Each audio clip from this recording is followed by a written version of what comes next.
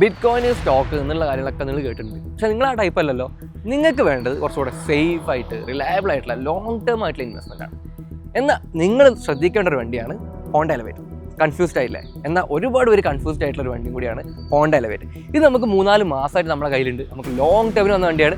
അവസാനമായിട്ട് ഒരു long trip കൂടി നമ്മൾ പോവാണ്. കാലിക്കറ്റ് ടു ബാംഗ്ലൂരാണ് നമ്മൾ യാത്ര ചെയ്യാൻ പോകുന്നത്. ഇതിൻ്റെ ഗുണവും ദോഷവും എല്ലാം ക്രിസ്പായിട്ട് വ്യക്തമായിട്ട് നമുക്ക് വീഡിയോയിലൂടെ നോക്കാം. ബാക്കി നമുക്ക് ഓടിച്ചോടിച്ച് നോക്കാം. എൻ്റെ പേര് Nihal Rashid, all my fly wheelers. Welcome to fly wheel.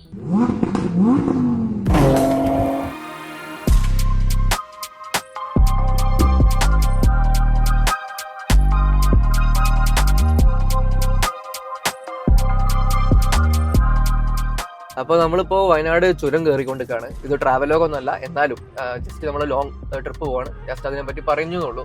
പിന്നെ ഈ വണ്ടി ഞാൻ പറഞ്ഞ പോലെ തന്നെ ലോങ് ടേം ആയിട്ട് നമ്മളടുത്ത് 3-4 മാസമായിട്ടുണ്ട്. ഇപ്പോൾ ഹാനിക്കായാലും നന്ദോട്ടറായാലും എക്സ്റ്റെൻസീവ്ലി യൂസ് ചെയ്തിട്ടുണ്ട്. അവരുടെയൊക്കെ അഭിപ്രായം ഞാൻ പ്രത്യേകം ചോദിച്ചറിഞ്ഞിട്ടുമുണ്ട്. പിന്നെ ഡിസൈനെ പറ്റി എടുത്തു പറയാത്തത്, നിങ്ങളിത് റോട്ടിൽ കാണുന്ന വണ്ടിയാണ്. ഇത് ഒരു പുതിയ കാറല്ല. ഇത് വണ്ടി മാർക്കറ്റിൽ ഇറങ്ങിയിട്ട് കുറച്ച് കാലങ്ങളായി. സോ നിങ്ങളും കണ്ടു പരിചിതമായിട്ടുള്ള വണ്ടിയാണ്. പിന്നെ അതുപോലെ തന്നെ നമ്മൾ ഫസ്റ്റ് ഡ്രൈവ് റിവ്യൂ ഇതൊക്കെ പ്രത്യേകം പറയുന്നുണ്ട്. ബട്ട് ഒരു ആകത്തുക പറയുകയാണെങ്കിൽ ഡിസൈൻ ഒരു ഹോണ്ടയുടെ ഗ്ലോബൽ ഡിസൈൻ ഇന്ത്യയിലേക്ക് ആദ്യമായിട്ട് വന്നത് ഈ വണ്ടിയിലൂടെയാണ്. ഈ വണ്ടി ഇന്ത്യയിലാണ് ലോകത്ത് ആദ്യം ലോഞ്ച് ചെയ്തത്. അതായത് ഇന്ത്യക്ക് വേണ്ടിയിട്ടാണ് ഈ വണ്ടി നിർമ്മിച്ചത്. പക്ഷേ ഡിസൈൻ ക്യാരക്ടറും കാര്യങ്ങളൊക്കെ നോക്കുമ്പോൾ അപ്രൈറ്റ് ആണ്. ഭയങ്കര വലിയ ബോക്സി ആയിട്ടുള്ള ഗ്രില്ല് കൊടുത്തിട്ടുണ്ട്. നമ്മുടെ HRV CRVയിലൊക്കെ കാണുന്ന പോലെ, ഹോണ്ട പൈലറ്റ് ഒക്കെ കാണുന്ന പോലെ അവരുടെ ഫ്ലാഗ്ഷിപ്പ് മോഡൽസ് ആണ്. പുറത്ത് മാർക്കറ്റിലൊക്കെ അവരുടെ വലിയ വലിയ SUV മോഡൽസിൽ കാണുന്ന ആ ഒരു ഫിലോസഫിയാണ്. പിന്നെ കംപ്ലീറ്റ് ഒരു SUVയുടെ ഒരു ടെക്സ്റ്റ് ബുക്ക് പാറ്റേൺ എങ്ങനെയാണ് അതുപോലെ ഒരു ബോക്സി ആയിട്ടുള്ള ഡിസൈനാണ്. പിന്നെ പിറകിലാണെങ്കിൽ നമുക്കൊരു ട്രെൻഡിനനുസരിച്ചുള്ള ഒരു കണക്റ്റഡ് ലൈറ്റ്സ് കൊടുത്തിട്ടുണ്ട്. ഫുള്ളി കണക്റ്റഡ് അല്ല, ബട്ട് അതൊരു നല്ലൊരു ഡിസൈനാണ്. എനിക്ക് അത്ര ഔട്ട്ഡേറ്റഡ് ആവില്ല എന്ന് ഉറപ്പ് തോന്നുന്ന ഒരു ഡിസൈൻസാണ് മൊത്തത്തിൽ ഈ വണ്ടിയിലുള്ളത്. കാരണം ഒരു പെട്ടെന്നൊരു കാണുന്ന ഭയങ്കര ഓവർ കട്ടും ഇതൊക്കെ കൊടുത്തിട്ടുള്ള ഒരു ഹൈലി ട്രെൻഡി ആയിട്ടുള്ള ഡിസൈൻ അല്ല, ബട്ട് അണ്ടർസ്റ്റേറ്റഡ് ആണ്. അത് ഒരുപാട് കാലം ലോങ് ലാസ്റ്റിംഗുമാണ്. ഇപ്പം ഞാൻ ആദ്യം തന്നെ സ്റ്റാർട്ടിങ്ങിൽ പറഞ്ഞു, നിങ്ങൾ ആരും ഒരു ട്രെൻഡിൻ്റെ പിന്നാലെ പോകുന്ന ആളോ അല്ലെങ്കിൽ ഷോർട്ട് ടേം നോക്കുന്ന ആളല്ല, നിങ്ങൾ ലോങ് ടേമിലേക്ക് നോക്കുന്ന ആളാണ്. സോ ലോങ് ടേം ആയിട്ടുള്ള ഡിസൈൻസ് എന്ന് പറഞ്ഞാൽ ഇതുപോലത്തെ ക്ലാസിക് ഡിസൈൻസ് നിലനിൽക്കുള്ളൂ. അതിപ്പോൾ നിങ്ങൾ ജർമ്മൻ കാർസ് നോക്കിയാൽ കാണാം എന്തുകൊണ്ട് അത് ഔട്ട്ഡേറ്റഡ് ആവുന്നില്ല. ഇപ്പോൾ പോളോയുടെ കാര്യം തന്നെ എടുത്ത് നോക്കിയാൽ നമുക്ക് കാണാൻ പറ്റും എന്തുകൊണ്ട് ഔട്ട്ഡേറ്റഡ് ആവുന്നില്ല. അതായത് ക്ലീൻ ഡിസൈൻസ് ആകുമ്പോൾ കുറേ കാലം നമുക്ക് ഔട്ട്ഡേറ്റഡ് ആവാതെ മടുപ്പ് തോന്നിക്കാതെ നിലനിൽക്കുന്നുള്ളതാണ് കാര്യം. പിന്നെ ആ ഒരു ഈ ബോക്സി നേച്ചറിൽ എനിക്ക് ഏറ്റവും ഇഷ്ടപ്പെട്ട കാര്യം എന്താണെന്ന് വെച്ച് കഴിഞ്ഞാൽ ഈ ബോണറ്റിൻ്റെ 2 ഹോഞ്ചസ് അല്ലെങ്കിൽ ഹമ്പ് എന്ന് പറയുന്ന ഈ 2 എഡ്ജിലുള്ള സാധനം. ആൻഡ് അത് വളരെ യൂസ്ഫുൾ ആണ്.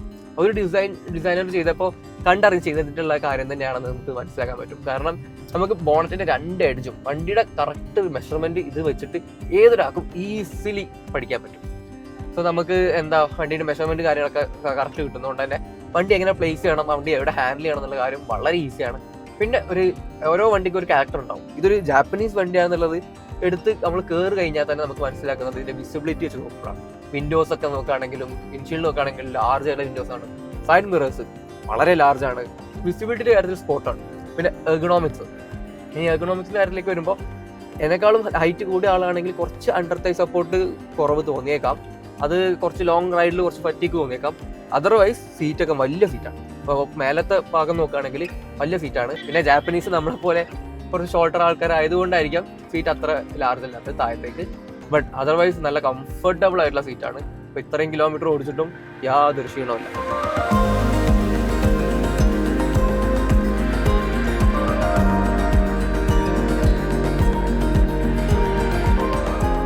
പിന്നെ ഹോണ്ട ഇത്രയും ഹോട്ട് സെല്ലിംഗ് ആയിട്ടുള്ള സെഗ്മെന്റിൽ എന്തേ ഇത്ര ലേറ്റ് ആയി എന്നുള്ള സംശയം ഉണ്ടാവും. ബട്ട് ആക്ച്വലി ഹോണ്ട നമുക്ക് ഇന്ത്യക്കായിട്ട് ഒരുപാട് മുന്നേ തന്നെ ഒരു പ്ലാനിങ്സ് തുടങ്ങിയിട്ടുണ്ടായിരുന്നു. സ്കെച്ച് ബോർഡിൽ എത്തിയിട്ടുണ്ടായിരുന്നു വണ്ടി. വീസൽ എന്നാണ് ഒരു കോഡ് നെയിം വിളിച്ചിട്ടുണ്ടായിരുന്നത്. ഇൻഡസ്ട്രിയിൽ കിട്ടി നമുക്കുള്ള ന്യൂസാണ്. ആക്ച്വലി പുറത്തുള്ള HRVയിൽ കുറച്ച് മാറ്റങ്ങളൊക്കെ വരുത്തിയിട്ട് ഇന്ത്യക്കായിട്ടൊന്ന് കൊണ്ടുവരാം എന്ന് അവർ പ്ലാൻ ചെയ്തിട്ടുണ്ടായിരുന്നു. അത് ഓൾമോസ്റ്റ് ഫൈനലായതായിരുന്നു, ബട്ട് ക്യാൻസലായി.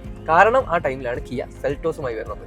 നിങ്ങൾക്കറിയാം, അത്രയും കൊറിയൻസ് കൊണ്ടുവന്നത് ഫീച്ചർ പാക്ഡ് ആയിട്ടുള്ള കാറായിരുന്നു. സോ കോമ്പറ്റീഷൻ പിടിച്ചു നിൽക്കാൻ പറ്റില്ല എന്നുള്ള നിലക്കാണ് അവർ ബാക്ക് ഔട്ട് ചെയ്തിട്ട് ഇനി ഇന്ത്യയിലേക്ക് പ്ലാൻ ചെയ്യുമ്പോൾ അതിനനുസരിച്ചുള്ള വണ്ടിയായിട്ട് ഇതിനെ കൊണ്ടുവരാം എന്ന് വെച്ചിട്ടാണ് ഇത്രയും ടൈം എടുത്തിട്ട് എലവേറ്റ് വന്നത്. ആൻഡ് എലവേറ്റ് വെച്ച് നോക്കുകയാണെങ്കിൽ നമുക്കറിയാം ഇതൊരു സിറ്റി ബേസ്ഡ് ആയിട്ടുള്ള പ്ലാറ്റ്ഫോമാണ്. സിറ്റിയുടെ ഒരുപാട് കാര്യങ്ങളും സിമിലാരിറ്റീസും ഒക്കെ ഇതിലുണ്ട്. ആൻഡ് ഇപ്പോൾ നമുക്ക് നോക്കുകയാണെങ്കിൽ എൻജിൻ തന്നെ നോക്കുകയാണെങ്കിൽ സെയിം എൻജിനാണ്. ആൻഡ് സിറ്റിയിലുള്ള പല കാര്യങ്ങൾ ഇതിലുണ്ട്, സിറ്റിയിലുള്ള പല കാര്യങ്ങൾ ഇതിലില്ല. ഇല്ലാത്ത കാര്യങ്ങൾ നോക്കുമ്പോൾ നമുക്ക് 1 ടച്ച് വിൻഡോ. ഇപ്പോൾ ഡ്രൈവർക്ക് മാത്രമേ വൺ ടച്ച് വരുന്നുള്ളൂ. സിറ്റിയിലാണെങ്കിൽ 4 വിൻഡോസും വൺ ടച്ച് ആണ്. സോ സിറ്റി ഇപ്പോഴും കുറച്ച് പ്രീമിയം ആയിട്ട് തന്നെ പൊസിഷൻ ചെയ്തിട്ടുള്ളത്. പിന്നെ സിറ്റിയിൽ എഞ്ചിൻ ഓപ്ഷൻ നോക്കുകയാണെങ്കിൽ ഹൈബ്രിഡ് വരുന്നുണ്ട്. ഇതിൽ നമുക്ക് ഒറ്റ എഞ്ചിൻ ഓപ്ഷൻ മാത്രമേ വരുന്നുള്ളൂ. ആൻഡ് സാഡ്ലി ഇത് 1.5 litre DOHC VTEC iVTEC. And VTEC നിങ്ങൾക്ക് അറിയാം, iVTEC നിങ്ങൾക്ക് അറിയാം. കാരണം ഇപ്പോഴത്തെ സിറ്റിയിലുള്ള എഞ്ചിനാണ്, അതിന് മുന്നത്തെ ഫേസ് ലിഫ്റ്റിലുള്ള എഞ്ചിനാണ്, അതിന് മുന്നത്തെ എഞ്ചിനാണ്, അതിന് മുന്നത്തുള്ള സിറ്റിയിലുള്ള എഞ്ചിനാണ്. സോ ആ എഞ്ചിൻ കാലങ്ങളായിട്ട് നമുക്ക് സുപരിചിതമായിട്ടുള്ള എഞ്ചിനാണ്. ആൻഡ് ആ ഒരു കാര്യത്തിൽ കുറേ ആൾക്കാർ ഡിസപ്പോയിൻമെൻ്റ് ആയിരിക്കാം. ബട്ട് എന്നിരുന്നാലും അത് റിലയബിൾ ആയിട്ടുള്ള എഞ്ചിനാണ്, അതിൽ യാതൊരു സംശയം ആർക്കുമില്ല. ബട്ട് ഒരു ഹൈബ്രിഡ് കൊടുക്കാമായിരുന്നു, ടെർബോ പെട്രോൾ കൊടുക്കാമായിരുന്നു. അതൊക്കെ ഇപ്പോൾ നിലനിൽക്കുന്ന ഒരു സംഭവം തന്നെയാണ്. ബട്ട് നിങ്ങളിപ്പോൾ ഇത് കമ്പയർ ചെയ്യുകയാണെങ്കിലും കോമ്പറ്റീഷനിൽ ടെർബോനായിട്ട് കമ്പയർ ചെയ്യേണ്ട. കാരണം ഇപ്പോൾ പെട്രോളിൽ തന്നെ ഏറ്റവും കൂടുതൽ സെല്ലിങ് ചെയ്യുന്നത് നാച്ചുറലി ആസ്പിറേറ്റഡ് ആയിട്ടുള്ള എഞ്ചിൻസ് തന്നെയാണ്. ഇപ്പോൾ സെഗ്മെന്റിൽ ഏറ്റവും കൂടുതൽ വിൽക്കുന്നത് ഏതാ? ക്രെറ്റയിൽ ഏറ്റവും കൂടുതൽ വിൽക്കുന്നത് ഏതാ? പെട്രോൾ വിൽക്കുന്നത് നാച്ചുറൽ ആസ്പിറേറ്റഡ് ആണ്, ഏറ്റവും കൂടുതൽ വിൽക്കുന്നത് ഡീസലാണ്.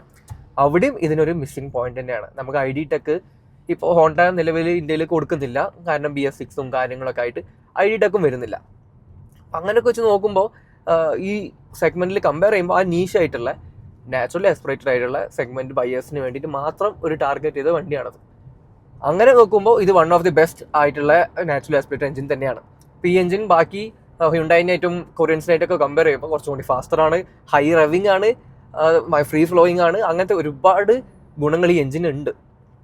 പിന്നെ നമ്മൾ ലോങ് ടേമിൽ യൂസ് ചെയ്തപ്പോൾ കണ്ടുപിടിച്ചുള്ള കുറച്ച് ചെറിയ ചെറിയ കാര്യങ്ങളുണ്ട്. ഇപ്പോൾ ഇതിൽ കുറച്ച് കോസ്റ്റ് കട്ടിങ്ങിൻ്റെ ഭാഗമായിട്ട് നമ്മൾ വൈപ്പർ ഇടുമ്പോൾ ഇതിൽ ഒറ്റ നോസിൽ മാത്രമേ കൊടുത്തിട്ടുള്ളൂ. സെൻറ്ററിൽ നമുക്ക് വാട്ടർ വരുന്ന നോസിൽ ഉണ്ടല്ലോ, അതൊന്ന് മാത്രമേ കൊടുത്തിട്ടുള്ളൂ. അങ്ങനെ കുറച്ച് വിയേർഡായിട്ടുള്ള കാര്യങ്ങൾ. അത് ലോഞ്ച് ചെയ്ത ടൈമിൽ ഇതിന് പുറകിൽ മിഡിലത്തെ പാസഞ്ചറിന് ഹെഡ് റെസ്റ്റ് ഉണ്ടായിരുന്നില്ല, ഇപ്പോൾ ഇതിന് ഹെഡ് റെസ്റ്റ് കൊടുത്തിട്ടുണ്ട്. അപ്പോൾ അങ്ങനെ കുറേ കാര്യങ്ങൾ ഹോണ്ട കൊണ്ടുവരാൻ ശ്രമിക്കുന്നുണ്ട്. കാരണം കോമ്പറ്റീഷൻ വെച്ച് നോക്കുമ്പോൾ ഫീച്ചേഴ്സ് കുറവ് തന്നെയാണ്, സിറ്റിനെ വെച്ച് നോക്കുമ്പോൾ ഫീച്ചേഴ്സ് കുറവ് തന്നെയാണ്. ബട്ട് സിറ്റിത്തെ ഒരു ബയേഴ്സിന് കുറച്ച് പ്രായമൊക്കെ ആകുമ്പോൾ ഒബ്വിയസ്ലി ഒരു അപ്ഗ്രേഡ് വേണം. ആൻഡ് ഹോണ്ട ഫാമിലി തന്നെ വേണം. കാരണം ഹോണ്ട ബയേഴ്സ് അത്രയും ലോയലാണ്. ഹോണ്ടയുടെ കാർ ഉപയോഗിച്ച ആൾക്കാർക്ക് അറിയാം, കാരണം അവർ സ്ട്രെസ് ഫ്രീ ആണ്. നമ്മൾ ആദ്യം പറഞ്ഞ് നിങ്ങൾ ലോങ് ടേം ഗോളാണ് നിങ്ങളുടെ എയിം. അപ്പോൾ നിങ്ങൾ ഇപ്പോൾ വരുന്ന പുതിയ കമ്പനിയോ അല്ലെങ്കിൽ പുതിയ ട്രെൻഡിൻ്റെ പിന്നാലെ പോകുന്ന ആൾക്കാരല്ല. അപ്പോൾ തലവേദന ഇല്ലാതെ സ്മാർട്ടായിട്ടുള്ള ചോയ്സ്. സ്മാർട്ട് എന്നുള്ള സെൻസ് ഭയങ്കര ടെക്കും ഭയങ്കര കണക്റ്റഡ് ടെക്കും അതും ഇതും ഇപ്പോഴത്തെ ടെക്നോളജി ഉപയോഗിച്ചിട്ടുള്ള കാര്യങ്ങളൊന്നുമല്ല, AI ഒന്നുമല്ല. സ്മാർട്ട് എന്നുള്ള സെൻസ് ബ്രെയിൻ. നിങ്ങൾ ബ്രെയിൻ ഉപയോഗിച്ച് വണ്ടി വാങ്ങുന്ന ആൾക്കാരാണ്. അപ്പോൾ നിങ്ങൾക്ക് തലവേദനകളില്ലാത്തൊരു വണ്ടി വേണം.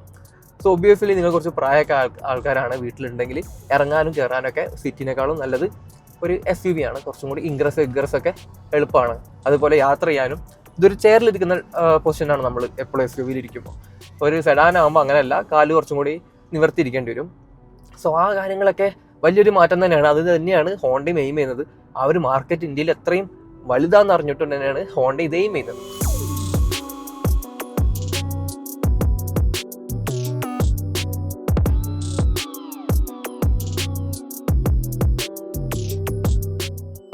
ഓക്കെ, അപ്പോൾ ബാക്കി നിങ്ങളുടെ ബ്രാൻഡ്സുകളൊക്കെ ഫീച്ചേഴ്സ് ആണ് എയിം ചെയ്യുന്നത്. നിങ്ങളുടെ മെയിൻ സെല്ലിംഗ് പോയിന്റും ഫീച്ചേഴ്സ് ആണ്. ബട്ട് ഹോണ്ട തലവേദനകൾ വേണ്ട എന്ന് വിചാരിച്ചിട്ട് കുറേ സാധനങ്ങൾ കട്ടൗട്ട് ചെയ്തിട്ടുണ്ട്. ബട്ട് ആൾക്കാർക്ക് ആവശ്യമുള്ള ഫീച്ചേഴ്സ് പതിയെ ആഡ് ചെയ്തിട്ടുണ്ട്. അത് നിങ്ങൾക്ക് നമ്മുടെ ഇൻസ്റ്റാഗ്രാമൊക്കെ ഫോളോ ചെയ്തിട്ടുണ്ടെങ്കിൽ അറിഞ്ഞിട്ടുണ്ടാവാം. ഇപ്പോൾ ഞാൻ നേരത്തെ പറഞ്ഞു ബാക്കിലെ റിയർ മിഡിൽ പാസഞ്ചർക്കുള്ള ഹെഡ് റെസ്റ്റ് അഡീഷൻ ആണ്. അതുപോലെ ഇപ്പോൾ ടോപ്പ് എൻഡിൻ്റെ കൂടെ കോംപ്ലിമെൻ്ററി ആയിട്ട് 360 ഡിഗ്രി ക്യാമറ കൊടുക്കുന്നുണ്ട്, അതുപോലെ ഡാഷ് ക്യാം കൊടുക്കുന്നുണ്ട്. ഇതൊക്കെ നിങ്ങൾ അറിഞ്ഞിട്ടുണ്ടായിരുന്നു. ലൈക്ക് ഹോണ്ട ഇങ്ങനെ ഇൻക്രിമെൻ്റലി ഇങ്ങനെ ഓരോന്ന് പതിയെ കൊണ്ടുവരികയാണ്. പിന്നെ ബാക്കിയുള്ളവർക്കും ഇപ്പോൾ 360 ഡിഗ്രി ക്യാമറ വേണമെന്നുണ്ടെങ്കിൽ ഓപ്ഷനിലായിട്ട് കമ്പനി വഴി ചെയ്യാവുന്നതാണ്. അതുപോലെ CNG ചെയ്യാൻ പറ്റുന്നതാണ് കമ്പനി വഴി. അതൊക്കെ റെട്രോ ഫിറ്റ്മെൻ്റ് ആണ്. എന്തായാലും ഒരു ഫാക്ടറിയിൽ നിന്ന് വരുന്ന അതേ സംഭവമായിട്ട് നിങ്ങൾ കണക്കൂട്ടരുത്. ഇതൊക്കെ ഒരു ആക്സസറി റെട്രോ ഫിറ്റ്മെൻ്റ് ആണ്. ഈവൻ സീറ്റിൽ നമുക്ക് വെന്റിലേഷൻ പോലും കമ്പനി വഴി ആക്സസറി ആയിട്ട് ചെയ്ത് കൊടുക്കുന്നുണ്ട്. സോ അങ്ങനെയാണ് ഇപ്പോൾ ഹോണ്ടയുടെ ഒരു ഫിലോസഫി. എന്താണ് ആ സ്ട്രാറ്റജി എന്ന് നമുക്ക് അറിയില്ല. ഇപ്പോൾ സീറ്റ്സിൽ തന്നെ ഇലക്ട്രോണിക്കലി അഡ്ജസ്റ്റബിൾ ആയിട്ട് സീറ്റ് ഒന്നല്ല, അതും മിസ് ഔട്ടാണ്. ബാക്കി സെഗ്മെന്റിലൊക്കെ ഓൾറെഡി ഇലക്ട്രോണിക്കലി അഡ്ജസ്റ്റബിൾ സീറ്റ് ഉണ്ട്. വെന്റിലേഷൻ ഫാക്ടറി എന്തായാലും ബെറ്റർ തന്നെ ആയിരിക്കും ആക്സസറിനെക്കാളും. അതൊക്കെ ഒരു മിസ് ഔട്ടിങ് ഫീച്ചർ തന്നെയാണ്. അത് പോരാത്തിന് ഇപ്പം നമ്മൾ ലോങ് ഡ്രൈവിൽ പോകുന്നതുകൊണ്ട് ഇന്നും അത്ര വലിയ ഹോട്ടൊന്നുമല്ല. എന്നിരുന്നാലും ഇപ്പോൾ ഈ സീറ്റ്സിലൊന്നും ഒരു പെർഫറേഷൻ ഇല്ല. അതായത് ചെറിയ ഹോൾസും കാര്യങ്ങളും ഒന്നും കൊടുത്തിട്ടില്ല. സോ ബ്രീത്തബിൾ ആയിട്ടുള്ളൊരു ലെതർ അല്ല. സോ ലോങ് ജേർണി ഇരിക്കുമ്പോൾ കുറച്ച് വേർപ്പിൻ്റെ സുഖമൊക്കെ ഉള്ളവർക്കാണെങ്കിൽ നന്നായിട്ട് വേർക്കും പുറം, അതിൽ യാതൊരു ഡൗട്ടും ഇല്ല. സാധാരണ ചൂടത്തൊക്കെ നിർത്തുകയാണെങ്കിൽ നന്നായിട്ട് കൊള്ളും. അതിൽ ബെറ്റർ ക്ലോത്ത് സീറ്റ്സ് തന്നെ കേട്ടോ. പിന്നെ ഈ ഇൻറ്റീരിയേഴ്സ് നോക്കുകയാണെങ്കിൽ ബാക്കിയെല്ലാം ഫിറ്റ് ആൻഡ് ഫിനിഷ് ടോപ്പ് നോച്ചാണ്. കുറ്റം പറയാനൊന്നുമില്ല. സ്റ്റിച്ചിങ് ഒക്കെ നോക്കുകയാണെങ്കിൽ ഒരു ലെതറായിട്ട് ഫിനിഷ് കൊടുത്തിട്ടുണ്ട് നമ്മുടെ ഡാഷ്ബോർഡിലൊക്കെ. അത് സോഫ്റ്റ് ടച്ച് ആയിട്ടുള്ള നല്ല ക്വാളിറ്റിയാണ്. ആ സ്റ്റിച്ചിങ് ഒക്കെ പെർഫെക്റ്റ് ആണ്. നല്ല വരി തെറ്റാതെ നേരെ കൊടുത്തിട്ടുണ്ട്. ചില ബ്രാൻഡ്സിനൊന്നും അത് ഇപ്പോഴും അറിയില്ല, ഏതാ നിങ്ങൾക്ക് അറിയാമല്ലോ. അപ്പോൾ അത് കൃത്യമായിട്ട് കൊടുത്തിട്ടുണ്ട്. പിന്നെ ഇവിടെ ഒരു വുഡൻ ഫിനിഷ് കൊടുത്തിട്ടുണ്ട് ഡാഷിൽ. അത് കുറച്ച് ചില ആൾക്കാർക്ക് ഇഷ്ടപ്പെടണമെന്നില്ല. ഞാൻ പേഴ്സണലി വലിയ ഫാനല്ല, ബട്ട് അത്ര കണ്ണ് കുത്തുന്ന ടൈപ്പ് ഓഫ് കളറല്ല, കുറച്ച് ഡാർക്കാണ്. അപ്പോൾ സട്ടിലായിട്ട് അവിടെ പോകുന്നുണ്ട്. ആൻഡ് കുറച്ച് വുഡൻ നമ്മൾ കാണുന്ന ഒരു മുന്നത്തെ കാറിലാണ്, പണ്ടത്തെ ഒരു 90s കാർസിൻ്റെ ഒക്കെ ഒരു വൈബാണ്. അത് വേണ്ടാന്നുണ്ടെങ്കിൽ നിങ്ങൾക്ക് ഒരു 2 എഡിഷൻ വരുന്നുണ്ട്. ഒരു ഡാർക്ക് എഡിഷൻ ഒരു ബ്ലാക്ക് എഡിഷൻ, അങ്ങനെ എന്തോ വിളിക്കുന്നത്. അതുപോലെ തന്നെ അഡ്വഞ്ചർ എഡിഷൻ. ബട്ട് ഈ 2 എഡിഷനും ടോപ്പ് എൻഡിൽ മാത്രമേ അവൈലബിൾ ഉള്ളൂ കേട്ടോ. അത് എടുക്കുകയാണെങ്കിൽ ഇന്റീരിയർ കംപ്ലീറ്റ്ലി ബ്ലാക്ക് ആണ്, ബ്ലാക്ക് എഡിഷനിൽ. അതുപോലെ തന്നെ അഡ്വഞ്ചർ ആണ്, കുറച്ച് ഓറഞ്ച് ബിറ്റ്സും കാര്യങ്ങളും. ആ ഒരു വുഡൻ ഫിനിഷ് പോയി കിട്ടും. അപ്പോൾ ഒരു അപ്പ് മാർക്കറ്റ് ഫീല് അങ്ങനെ എഡിഷനിലും നിങ്ങൾക്ക് കിട്ടാവുന്നതാണ് ഇന്റീരിയറിൽ. പിന്നെ ദ ബെസ്റ്റ് തിങ്, ഇതിൻ്റെ അകത്തെ ബട്ടൺസ്, എല്ലാത്തിനും ബട്ടൺസ് കൊടുത്തിട്ടില്ല. എക്കണോമിക്കലി ഇപ്പോൾ നമ്മൾ പറയില്ല ഒരു ജാപ്പനീസ് ഫീൽ എന്ന് പറയുന്നത്, അത് ഇവിടെ നിങ്ങൾക്ക് കിട്ടും. നിങ്ങളിപ്പോൾ ഒരു എക്സ്പീരിയൻസ്ഡ് ഡ്രൈവറാണ്, നിങ്ങൾക്ക് കുറേ കാലം നിങ്ങൾ വണ്ടി ഓടിക്കുന്നുണ്ട്. നിങ്ങൾ പെട്ടെന്ന് ഒരു പുതിയൊരു ബ്രാൻഡിൻ്റെ വണ്ടി കയറി കഴിഞ്ഞാൽ അവിടെയും ഇവിടെയും ടച്ച്, ആവശ്യമില്ലാത്ത കോംപ്ലിക്കേഷൻസ്, എല്ലാം സ്ക്രീനിൽ തലവേദന എന്ന് പറയണ്ടല്ലോ, ഹൈടെക് തലവേദന, അങ്ങനത്തെ സംഭവം ഇതിലില്ല. സ്ക്രീനിൻ്റെ അടിയിൽ ആവശ്യത്തിനുള്ള ബട്ടൺ കൊടുത്തിട്ടുണ്ട്. എന്തിന് ബ്രൈറ്റ്നസ് അഡ്ജസ്റ്റ് ചെയ്യാൻ വരെ നമുക്ക് ബട്ടൺസ് കൊടുത്തിട്ടുണ്ട്. പിന്നെ വോളിയൂമിന് മറ്റേ നോബൊന്നും കൊടുത്തിട്ടില്ല, അറ്റ്ലീസ്റ്റ് ബട്ടൺ കൊടുത്തിട്ടുണ്ടല്ലോ. അതന്നെ ഇപ്പോഴത്തെ കാലത്ത് ഒരു ഫീച്ചറാക്കി എടുത്ത് പറയേണ്ട അവസ്ഥയാണ്. പിന്നെ എ സിക്കും എല്ലാ കാര്യത്തിനും ഓരോ കാര്യത്തിനും സെപ്പറേറ്റ് ബട്ടൺ കൊടുത്തിട്ടുണ്ട്. പിന്നെ മാക്സ് കൂൾ എന്ന് പറഞ്ഞൊരു ബട്ടൺ ഉണ്ട്. അതായത് പെട്ടെന്ന് നമ്മൾ ചൂടത്ത് കയറുമ്പം, ഇപ്പോൾ ടാറ്റയിലുള്ള എക്സ്പ്രസ് കൂൾ പോലെ ഒരു ബട്ടണാണ്. പെട്ടെന്ന് ഫുൾ എ സി ബ്ലാസ്റ്റ് ചെയ്യും, പെട്ടെന്ന് വണ്ടി ഹീറ്റിങ് ഒക്കെ പോയി കിട്ടും. പിന്നെ ജാപ്പനീസ് എ സിയുടെ പ്രത്യേകത അറിയാലോ, നമ്മുടെ ഇന്ത്യൻ കണ്ടീഷൻസിനൊക്കെ പോലെ തന്നെ നല്ല പവർഫുൾ എ സി ആണ്. അപ്പോൾ ജർമ്മൻസിനൊക്കെ വെച്ച് നോക്കുമ്പോൾ ബെറ്റർ എ സി ആണ് ഇതിൽ വരുന്നത്. പിന്നെ ഈവൻ നമ്മുടെ ഇതിന് സ്ക്രീൻ ബ്രൈറ്റ്നസ് അഡ്ജസ്റ്റ് ചെയ്യാൻ വരെ ഒരു ബട്ടൺ കൊടുത്തിട്ടുണ്ട്. പിന്നെ സ്ക്രീനെ പറ്റി പറയുകയാണെങ്കിൽ ഫുള്ളി ഡിജിറ്റൽ ഒന്നല്ല. നിങ്ങൾ വിചാരിക്കും ഇത് ഒരു പഴയ ടെക്കാണല്ലോ, ബട്ട് ഇതാണ് ആക്ച്വലി ഉപയോഗിക്കാൻ എളുപ്പം. നമുക്ക് ഡ്രൈവർക്ക് ഇവിടെ ഫിലിം കാണാനുള്ളല്ലോ, അറ്റ്ലീസ്റ്റ് നമുക്ക് ഡ്രൈവ് ചെയ്യണ ഇൻഫർമേഷൻ കിട്ടാനുള്ള ഡിസ്പ്ലേ ആണ്. ആൻഡ് അതിന് പാർട്ടായിട്ട് പകുതി ഫുൾ ഡിജിറ്റലാണ്, കളർ ഡിസ്പ്ലേ തന്നെയാണ്. ബട്ട് അവർ അധികം കളർ ഒന്നിട്ട് അലമ്പാക്കിയിട്ടൊന്നുമില്ല, നൈസായിട്ട് ആവശ്യമുള്ള കളേഴ്സ് മാത്രം. ഇപ്പം അഡാസ് യൂസ് ചെയ്യുമ്പോൾ അതിനുള്ള ഗ്രീൻ ലൈൻസ്, റെഡ് ലൈൻസ്, അത് നമുക്ക് ടാക്കോമീറ്റർ പ്രോപ്പർ ആയിട്ടൊരു സർക്കിൾ കിട്ടുന്നുണ്ട്. അതൊക്കെ ഒരു പ്യൂർ എൻതൂസിയാസ്റ്റിന് കിട്ടുന്ന ഒരു എന്താ പറയുക, ഒരു ആഡ് ഓൺ ബോണസാണ്. ഇപ്പം അധികം വണ്ടിക്കൊന്നും ടാക്കോമീറ്റർ തന്നെ ഇല്ല. അതൊരു എന്താ പറയുക, സങ്കടകരമായിട്ടുള്ള കാര്യമാണ്. പിന്നെ അതേപോലെ മാപ്പൊന്നും കാസ്റ്റ് ചെയ്യാൻ പറ്റില്ല. മാപ്പ് ഇപ്പോൾ ഇവിടെ കാണാം. പിന്നെ ഇൻഫോർടൈൻമെന്റ് കാര്യം പറയുകയാണെങ്കിൽ ഈ സ്ക്രീന് ഹോണ്ട എലവേറ്റിലാണ് ആദ്യമായിട്ട് കൊടുത്തിട്ടുള്ളത്. ഇത് നമ്മൾ കണ്ടപ്പോൾ എന്താ ഇങ്ങനെ ഒരു ചെറിയൊരു വൈഡ് ആയിട്ടുള്ള സ്ക്രീന്, ഭയങ്കര ഹൈറ്റ് ഇല്ലല്ലോ എന്നൊക്കെ വിചാരിച്ചിരുന്നു. ബട്ട് ഇതിൽ വണ്ടിയിൽ ഇരുന്ന് നോക്കണം, ഇത് പെർഫെക്റ്റ് സൈസാണ് ഈ വണ്ടിക്കായിട്ട്. കാരണം നേരത്തെ ഞാൻ പറഞ്ഞ ബോണറ്റിന്റെ ആ കോർണറിലേക്ക് നോക്കിയാൽ ഹോഞ്ചസ് കാണാൻ പറ്റും, വണ്ടിയുടെ കറക്റ്റ് അടിച്ച് കാണാം. അതേപോലെ കറക്റ്റ് സൈസിനാണ് ഇത് കട്ട് ചെയ്ത് വെച്ചേക്കുന്നത്. അതുകൊണ്ട് നമുക്ക് ഒരു ബ്ലൈൻഡ് സ്പോട്ട് വരുന്നില്ല. അപ്പോൾ ഇവിടെ ഇരുന്നിട്ട് തന്നെ എനിക്ക് ആ കറക്റ്റ് കോർണർ കാണാൻ പറ്റും, സ്ക്രീനും കാണാൻ പറ്റും. ആൻഡ്രോയിഡ് ഓട്ടോ ഒക്കെ യൂസ് ചെയ്യാൻ പക്കയാണ്. ബാക്കി കമ്പനി ഗ്രാഫിക്സ് ഒക്കെ കുറച്ചൊരു ജാപ്പനീസ് ഒരു ഡേറ്റഡ്നെസ് ഫീൽ ഉണ്ട്. ബട്ട് സ്റ്റക്കോ കാര്യങ്ങളൊന്നുമില്ല, ഗ്ലിച്ചസ് ഇല്ല, അങ്ങനത്തെ ബുദ്ധിമുട്ടുകളൊന്നുമില്ല. ആൻഡ്രോയിഡ് ഓട്ടോക്ക് ഇപ്പോൾ നമ്മൾ ടൈലായിട്ട് സ്പ്ലിറ്റ് ചെയ്യുമ്പോഴൊക്കെ ഒരു പെർഫെക്റ്റ് സൈസ് തന്നെയാണ്. ഇങ്ങനെ വൈഡ് സ്ക്രീനാണ് കൊണ്ട് ലോങ് സ്ക്രീനേക്കാളും നല്ലത്. മാപ്പിൽ മാത്രം ലോങ് സ്ക്രീൻ ഉപകാരമുള്ളൂ, മറ്റേതിനൊക്കെ നല്ലത് ഈ വൈഡ് ആയിട്ടുള്ള സ്ക്രീനാണ്. എൻ്റെ ഏറ്റവും ഫേവറേറ്റ് ഫീച്ചർ ഈ വണ്ടിയിൽ ചോദിക്കുകയാണെങ്കിൽ ഞാൻ ഒറ്റ വാക്ക് തന്നെ പറയും, suspension.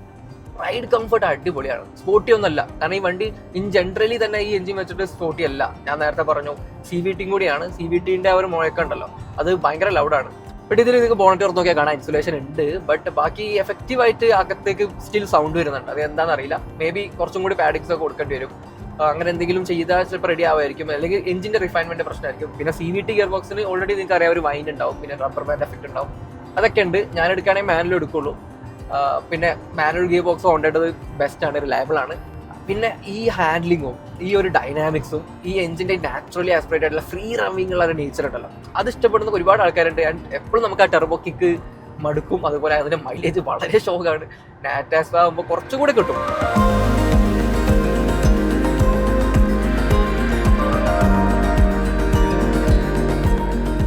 So let's conclude the video. Video conclude ചെയ്യാൻ സമയമായി. പിന്നെ ഒരു കാര്യം ഞാൻ വിട്ടു പോയിട്ട്, നമ്മൾ ഡോറിന്റെ ബട്ടൺസ് കാര്യങ്ങൾ നമ്മൾ ജസ്റ്റ് കൈ ഇട്ട് കഴിഞ്ഞാൽ തന്നെ അൺലോക്ക് ആവും. അതേപോലെ നമ്മൾ വണ്ടിയിൽ നിന്ന് അങ്ങോട്ട് നടക്കുമ്പോൾ തന്നെ ലോക്ക് ആവും. ആ ഫീച്ചർ പക്കയാണ്, ഒരു വട്ടം പോലും നമുക്ക് ഫെയിൽ ആയിട്ടില്ല. 2 സൈഡാണെങ്കിലും നമ്മുടെ auto sensing, auto unlocking feature അടിപൊളിയാണ്. ബട്ട് അവർ ഒരു കാര്യം മറന്നുപോയി, കീ ഹോൾ ഉണ്ടല്ലോ, അത് എക്സ്പോസ്ഡ് ആണ്. നമ്മൾ പഴയ വണ്ടികളിലൊക്കെ കാണുന്ന പോലെ അത് എക്സ്പോസ്ഡ് ആണ്. അത് ദൂരത്ത് നോക്കുമ്പോൾ ഒരു അരോചകമാണ്, ചുരുക്കി പറഞ്ഞു കഴിഞ്ഞാൽ. ലുക്കിന്റെ കാര്യത്തിലുള്ള അരോചകം മാത്രമേ ഉള്ളൂ. ബട്ട് ഫംഗ്ഷനലായിട്ട് നോക്കുകയാണെങ്കിൽ പക്കയാണ്. ഇനി ഫൈനലി നമ്മൾ ബാക്കി കോമ്പറ്റീഷൻ്റെ നാറ്റാസ് വെച്ച് മാത്രമേ കമ്പയർ ചെയ്യുന്നുള്ളൂ. അങ്ങനെ നോക്കുകയാണെങ്കിൽ ഇതിൻ്റെ പ്രൈസ് വളരെ അഫോർഡബിൾ ആണ്. അതായത് 2 lakhs ഡിഫറൻസ് വരുന്നുണ്ട്. ഇതിൻ്റെ എക്സ്ഷോറൂം പ്രൈസ് വരുന്നത് തന്നെ 1160 ആണ്. അതായത് 11,60,000 എക്സ്ഷോറൂം. അപ്പോൾ ഓൺ റോഡ് വരുമ്പോൾ 13 lakhs ഒക്കെ നമുക്ക് കാൽക്കുലേറ്റ് ചെയ്യാം, റഫ് കാൽക്കുലേഷൻ.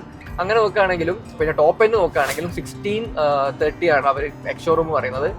14,30,000. അത് നമുക്ക് ഓൺ റോഡ് ഇറക്കുമ്പോൾ ഒരു 18 ലക്ഷത്തിലൊക്കെ നിങ്ങൾക്ക് കിട്ടാവുന്നതാണ്. ബാക്കി ബ്രാൻഡ്സിൻ്റെ റേറ്റ് നിങ്ങൾക്ക് അറിയാം, ടോപ്പ് എൻഡ് എടുക്കുകയാണെങ്കിൽ എത്ര വരും.